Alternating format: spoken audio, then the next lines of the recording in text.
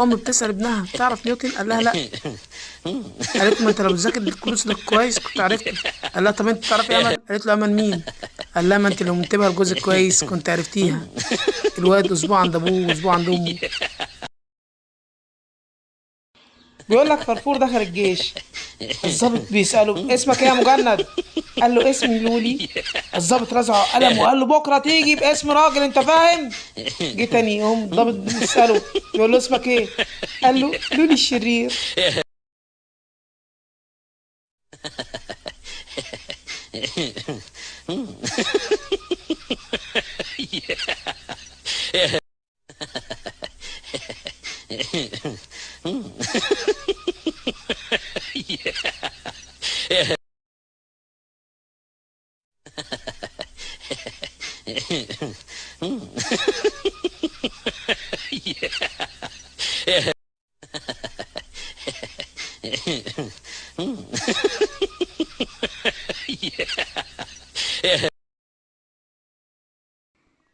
يا لهوي، دي كانت الخيارة.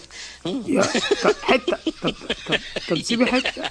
طب سيبيه ياكل، انا ده انا اخوه. ادي بيضة. ادي البطين. طين. ده البيضات. سيبيني طب اربع أربعة بيضات. أربعة. طب خلاص كفاية كده الحمد لله. 5 بيضات. 5. أنا أنا تعبت. 6. 7. 7 بيضات. 8 بيضات. 8. يا بطني يا بطني يابا. يابا 9. 9 بيضات. 10 أبوس إيدك أنا بيضات. جيت لك الناحية التانية. 11 بيضة. لا حرام. 11 بيضة حرام. طب كفاية كده كفاية. أبوس إيدك. 12. سيبي البيضة. 13. 13 بيضة. 14. اتبقى 3 بيضات. سيبي بطين نية. مين هو؟ 14. أبوس إيدك. البيضة دي لينا. آخر بيضة. طيب آخر بيضة. لا.